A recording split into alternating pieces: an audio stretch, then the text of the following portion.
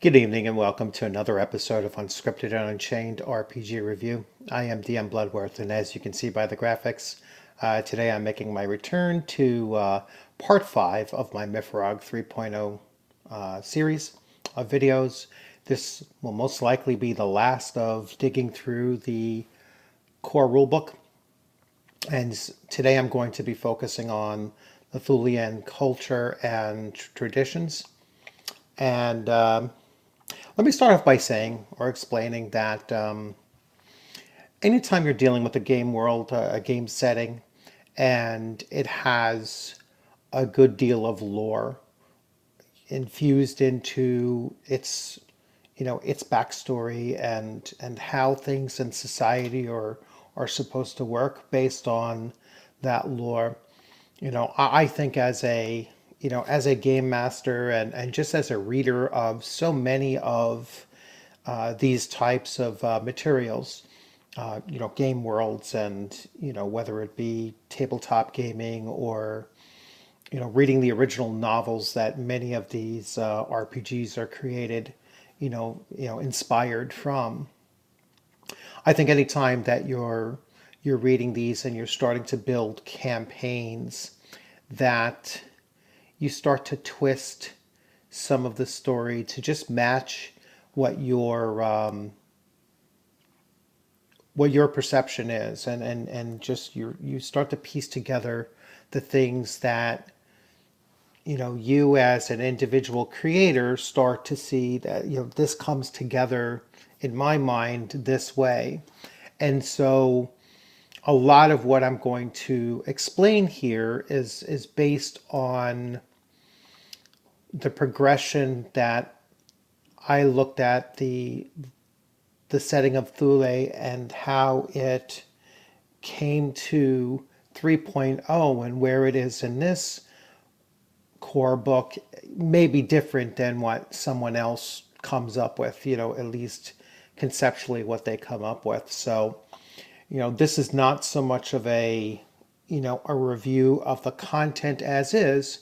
It's a review of the content as I've kind of interpreted it. So, just take that with a grain of salt that, some of this is opinion, and some of this is just what I got out of it, and you may get something completely different out of it. But we'll see. We'll see where that comes along. So, if you've been following along, this was 2.7, the most recent prior to 3.0, and the game setting had changed very much culturally speaking from this version to MYFAROG 3.0. And as I was reading it, and I'm a big Robert E. Howard fan, and I'm a big Cthulhu fan, or H.P. Lovecraft fan, and I've read some of the works of like Lord Dunsany and just about world creation. And as I'm reading, based on those authors, and as I'm reading these books here, I was piecing together a trend.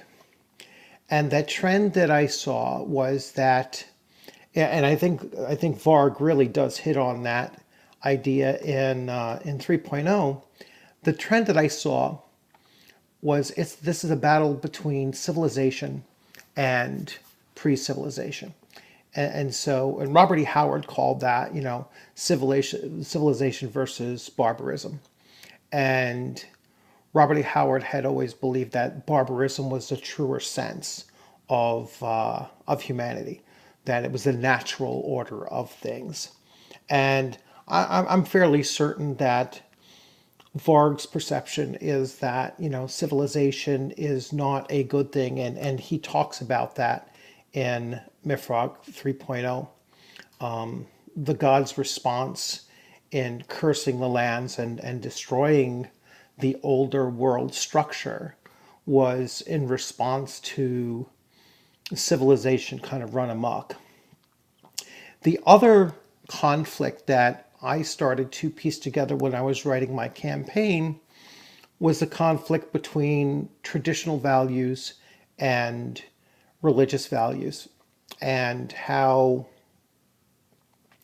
even though the traditional values wasn't a total, negation of, the gods, and it was more of a look at the world in a more traditional and spiritual way, as in like natural spirits and the natural way of things, not science, but certainly the not that the gods had so much of an involvement in things, whereas the religious perspective was that no, the gods are actually in tune with what's going on in the world, and they might even manipulate it more of a Hellenistic, Greek approach to the thoughts of gods, and how gods are, have all the human frailties and all the powers of gods, and they kind of manipulate what's going on in the world, almost like the world is their chessboard,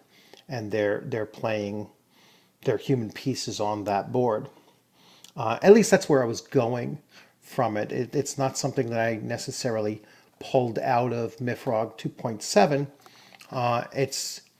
It's kind of alluded to in 3.0, and so that change is taking place as well. Another thing that I noticed in the 2.0 series is that Vark had introduced Deus Ex Machina, and in this little booklet here, he included a new class of combatant, and I just want to read this very quickly. So this is the Legionnaires, and if you put yourself into my mind when I was, looking at how MYFAROG 2.0 was moving through becoming much more civilized.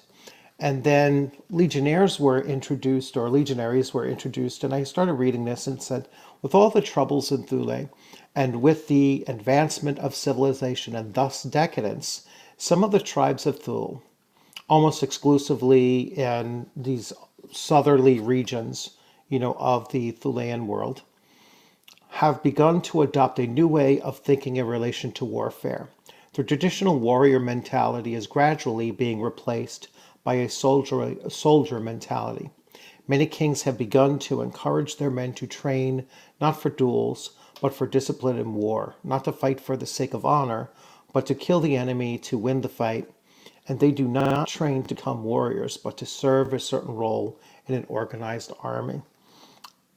All right, so with that advancement of civilization, you start moving towards kings. And even though there were traditional kings in the more ancient Thulean culture, these kings are not based on tribal power, they're based on military power. They're going to start to acquire land, and they're going to develop standing armies. The third element that, or perhaps the fourth element, was the outside world was coming into Thule. And so you have these outsiders bringing in some of their influences into the world. And one of those influences was a monotheistic cult that was being brought into the lands of Thule. And I started taking that idea and I started asking myself, well, would traditionalists adopt this? Would the religious life stance individuals adopt this idea of a monotheistic cult, or would the kings adopt this? And we get into, or at least I mentally got into, taking that element and saying, well, if the kings want to control the people, they need a standing army to do that. And they need the force of a religion in many cases to do that as well. And a monotheistic religion is much easier to control the people because there's only one God that they would be swayed by. And so I started to shift my campaign towards the struggle between the traditionalists and the pagans versus the civilized or rapidly becoming civilized professional armies under the kings who were shifting from the paganist religion to a monotheistic religion that came from an outside, source. So, Thule in many cases started to become very much like, Southern Europe or Spain, when it was conquered. And, as the Roman Empire and the Moors started of, Southern and Western Europe and then Northern Europe for the Romans, they were bringing in that new religious belief system, that monotheistic belief system. And they brought with them civilization. So civilization versus barbarism. So I kind of had everything kind of coming together, through, two of my campaigns, and they were eventually going to intertwine and become just that one, solid, realization for my players to say, oh, well, now I see how all of these different elements and two or three different campaigns have come together to create this new vision of the Thulean culture. And that, of course, gets thrown asunder by 3.0. And so that's where I'm going to move into now. So I know it was a pretty long setup to get us to 3.0. So let me switch over to this next screen here. And here we have MYFAROG 3.0. And I'm going to get right to one of my first tabs. You could say I have many, many tabs here for cultural pieces that I wanted to talk about. And the very first is the Metamorphosis. So the Metamorphosis is basically the curse of the gods. The gods got to get, they get fed up with all of the arrogance of the human populations of Thule, and they strike down those, centers of the cities and towns of Thule with a curse that essentially wipes out a majority of the population. And it's only those that were kind of on the outsides of those civilized areas that actually survived. And those civilized areas become like ruins populated by wraiths who are not of the living, and then they will of course attack any living thing that enters into those former towns and lands that they now swarm throughout. And so this was the punishment. It was kind of setting back that advancement of civilization and throwing it all the way back to almost like the early Iron Age time frame again. Only those that were still holding on to their natural abilities and the ways, the traditional ways that they were taught how to survive in these lands, were they going to continue to survive.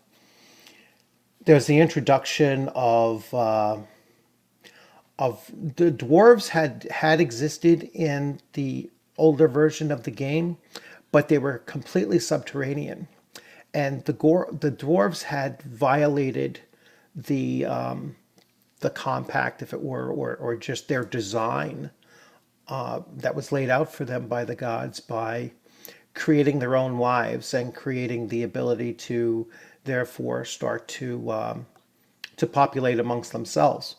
Uh, so they were no longer divine creations, but they were creating their own populace. And so the gods had punished them by stripping them of their immortality. But in the process, they were now able to come to the surface.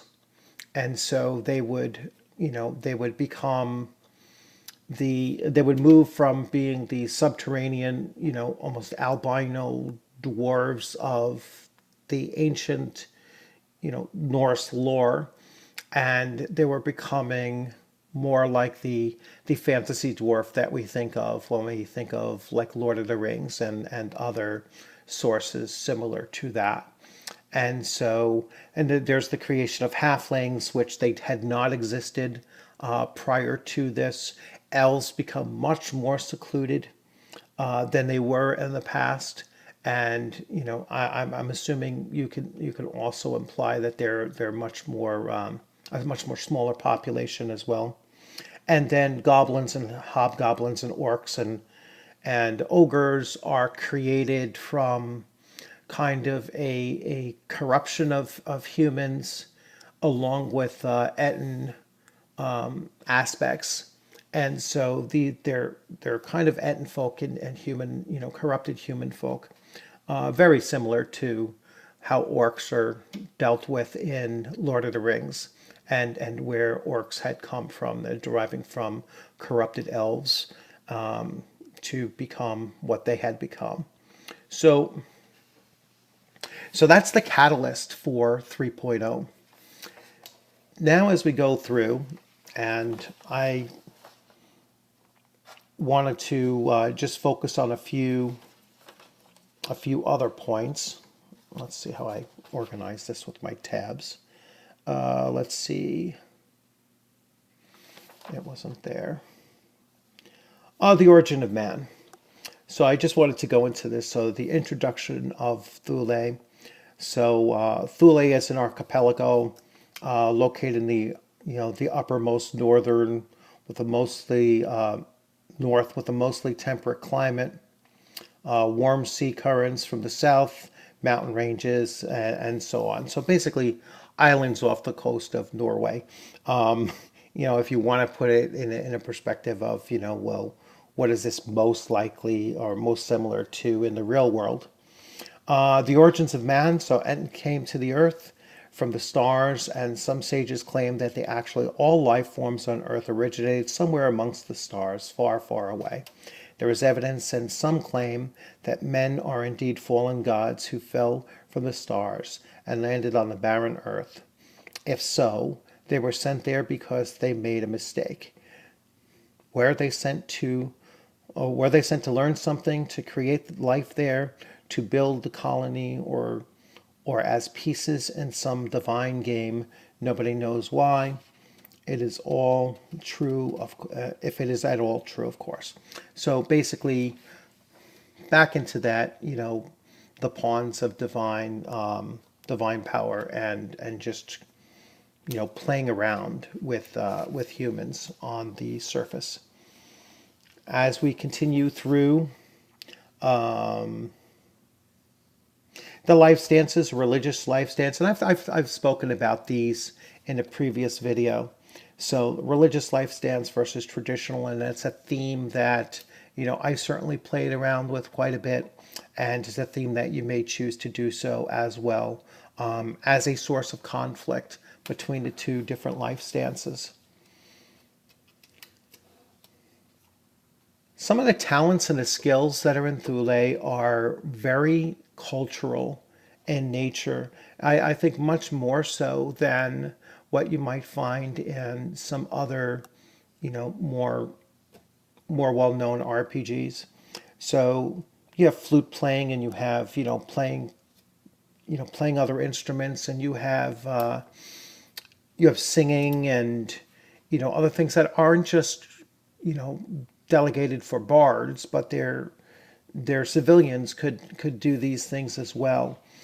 There's a lot of social talents and skills in MYFAROG that I think often go overlooked when you're playing RPGs, and they're certainly not overlooked here. So that's one of the aspects of this game that I really do like, and I think it does add a lot of cultural and traditional feel to the game. So moving on through, I know there's a lot of tabs that I have here, but I just wanted to focus on a few things very, very briefly. I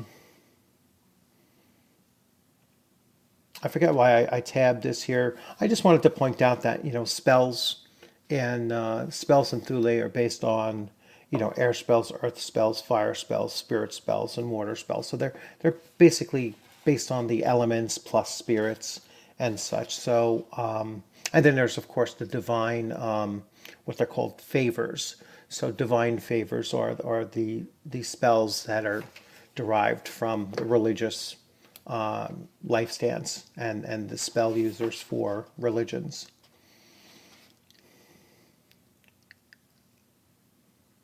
Throughout the book, you have these various, little sidebars that are adding a little bit more traditional traditions and stories and folklore about the world. And so they have the origins of religion here, and it's talking about it's talking about the May King and the May Queen.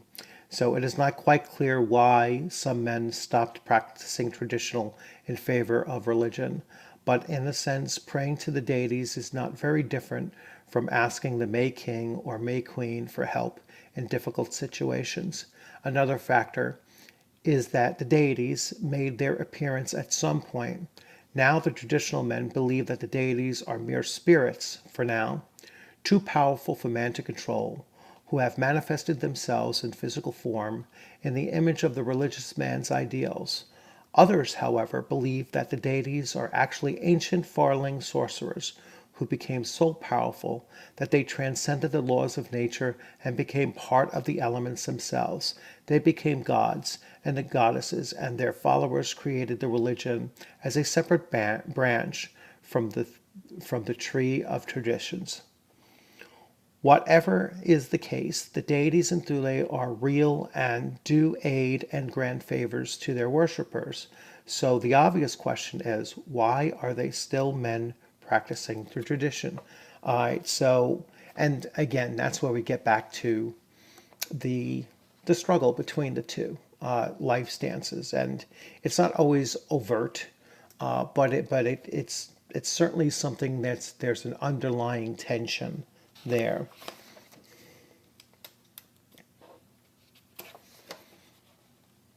Continuing through, so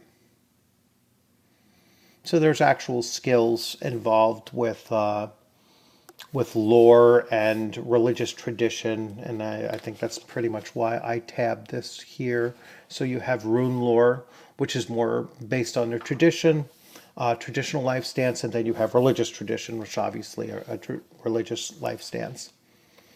And so skills specifically to those as well.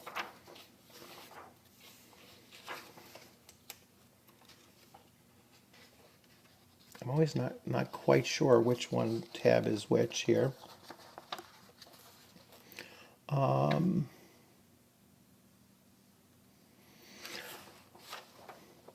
not quite sure why I set off armor here. There is one thing I wanted to bring up about a cultural aspect of Thule is that the colors represented certain things, which they certainly did in medieval and ancient times in Europe, was that the color of one's clothing denoted their social or economic status, and so that is something that is found in 3.0, and as it was found in MYFAROG, the 2.0 series. And so that was another element that I just wanted to point to real quick, is that there are still some colored clothing that denotes social status, although not as much as in the previous edition.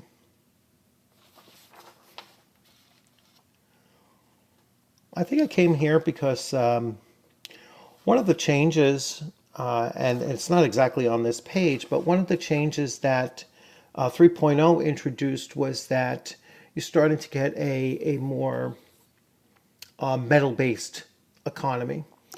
So it is the alloy, which I really can't pronounce for the life of me, orichalcum, orichalcum, which is an alloy between gold and copper, I believe, and then you have, obviously copper coins and gold coins, pure gold coins and silver coins and such.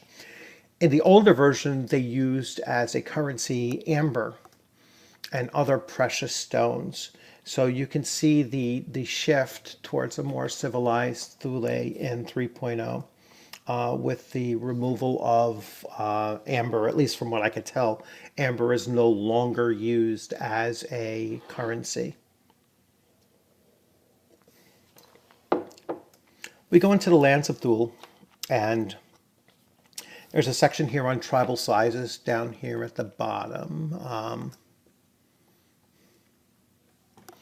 And so huge tribes could be over 1,000 members, tiny tribes under 24 members. And so there is still a tribal culture going on, but there is also the, inhabitants as far as burgs and steads and towns and villages and hamlets. Burgs are a fortified town or a stead, and that's the largest that you see here. So the ancient cities had been destroyed, and they were never very large to begin with. Maybe several thousand inhabitants, but certainly not back down to this smaller level. Now, one of the things that 3.0 was supposed to do was it was supposed to wipe out all of the ancient villages, which is not something that I chose to do, just because I didn't want to get into having to recreate so many different locations as we went along. So I kind of like the idea that the gods would not have wiped out anything smaller than a hamlet. So the small thorps that ran anywhere from 120 people to a maximum of about 1,000 would still exist, but they were, everything else above that or much above a hamlet was wiped out. And so here's several pages on just the different actual lands of Thule, and these are either islands or specific areas of islands. And it goes through all of the settlements that were there and the number of wraiths that would be found in those locations. And like I said, I'm going to take a look at those and keep probably about 10% of the smaller places, and the rest would be gone.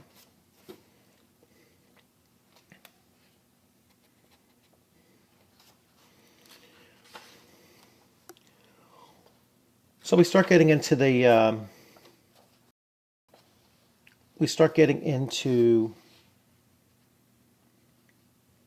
special treasures, and many of these treasures are attributed to the gods. So you have the tools of Loki, the lost crown of Thule. So you have many of these ancient magic items, and these themselves are usually attached to the deities. And these themselves can become adventure hooks.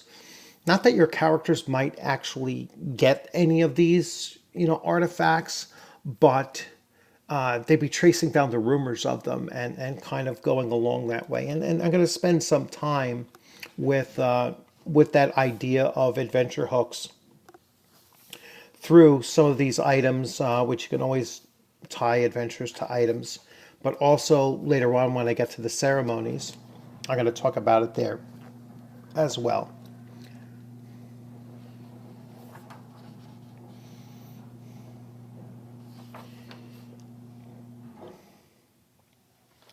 So I don't know why I tabbed that off. There was just like basic equipment. We're coming close to the end here.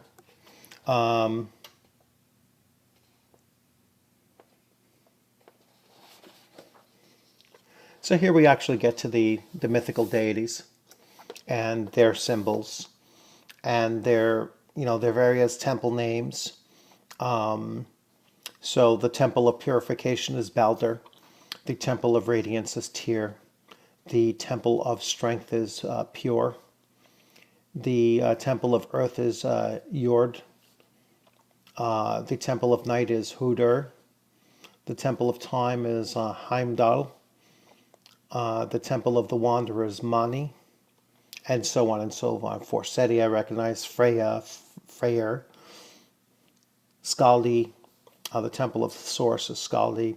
So, and of course, the temple of fury is Odin. So it has most of the Norse deities, and many minor deities as well, thrown in for additional possibilities for, obviously, for interaction, maybe not necessarily with the gods themselves, but interaction with their followers or their stories or their, trying to find artifacts or important important details about them as well. And then we getting towards the last part, where we start talking about the high festivals. Now, in the older version, and as well as in this version here, many of these festivals are, they're real world festivals. They actually took place, and they still to this day take place. And so they were tied into Thule, and they all become potential adventure hooks. And so there are many from, very basic ones like weddings and burials and birthdays. There are hallowed evening festivals that take place where are kind of like the coming of age type festivals that I usually used to bring my characters or my group's characters into the world of adventuring after having completed some kind of a rite of passage. In the older book, it was called the tradition. I couldn't actually find that here. So perhaps the tradition has just been renamed, or it's disappeared altogether. I have a feeling it's more likely embedded into one of these other ceremonies or traditions. But you have the Bear Evening, you have Yule, you have the winter solstice. You have many of these. You have the fire tasting day. That's an interesting one. So let's see. The lady of the house walks 3 times around the house, Widdershins, with a juniper wand, and declares with song that all the spirits of the dead not belonging there have been sent back to the realm of death. The sun is starting to grow stronger after winter solstice, and the lady drinks beer from the bowl and throws the rest into the fire before she says something like, "So high, my fire, and not higher or hotter," to make sure that the sun's fire does not become too strong and burn up the entire world.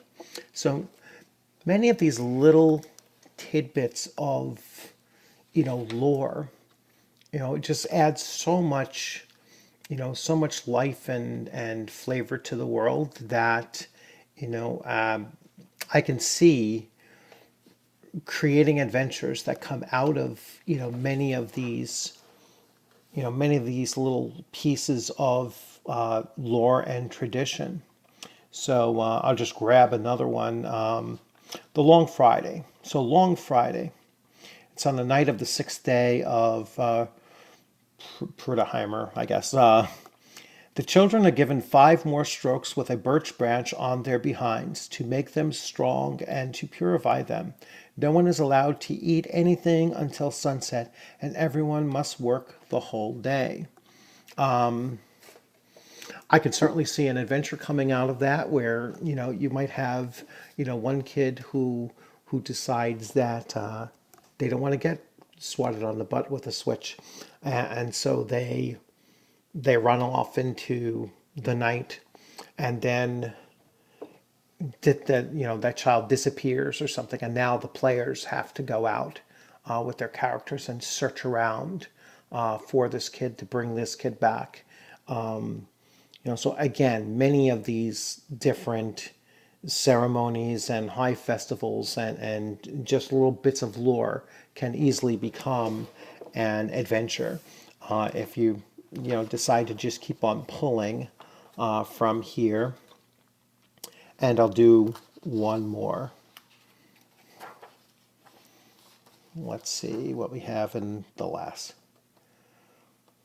The Winter Night Weekend Reflection Day. So let's see. The last day of the year is spent washing, contemplating, and cleansing the house. This is done for man to be able to meet the next year clean, purified, and ready for the new tasks, free of guilt. So it's kind of like a day of reflection. So perhaps the characters are, celebrating this or getting ready for this, and they have some unresolved tasks that they can't move forward with their new year until they wrap these things up. So that might give them like kind of like a time constraint where they have to get these these loose ends tied before they get to this particular ceremony. Otherwise, their next year might not be a very fortunate one for them. So so that's pretty much it. I mean, there is really so much in this book that is filled with traditions and cultural pieces and lore that it's virtually endless or only limited by your imagination when you start taking a look at it and saying, well, how can I use this in my campaign to make it much more interesting and to make the world come alive? And that's something that that MYFAROG, I think, does exceptionally well, as it gives you so many interesting resources to pull upon in order to create interesting adventures and campaigns as well. So once again, thank you. I hope you enjoyed this video. If you enjoyed the video, please give it a thumbs up for a like. And if you have any comments that you'd like to leave, please feel free to leave a comment. Any suggestions for games that you'd like for me to take a look at, throw those in a comment section as well. Anything similar to MYFAROG that I haven't had too many people say, hey, you know what, this game is very similar to something else that I'm playing, and you might want to take a look at that as well. And even though there is a 3.0, there's still reason to hold on to your 2.7s if you have them, or if you don't. I think that they kind of run very well going from this to this, if you wanted to do that as well. This is still useful because it does not exist in it does not exist in 3.0. It wasn't consolidated with 3.0. So if you want some of those other character classes that came out of here, those are useful as well. And once again, I hope you enjoy your upcoming week. I know it's Monday night. I'm so used to doing these on the weekend, but I look forward to seeing you on the gaming screen sometime very soon. You all have a good week.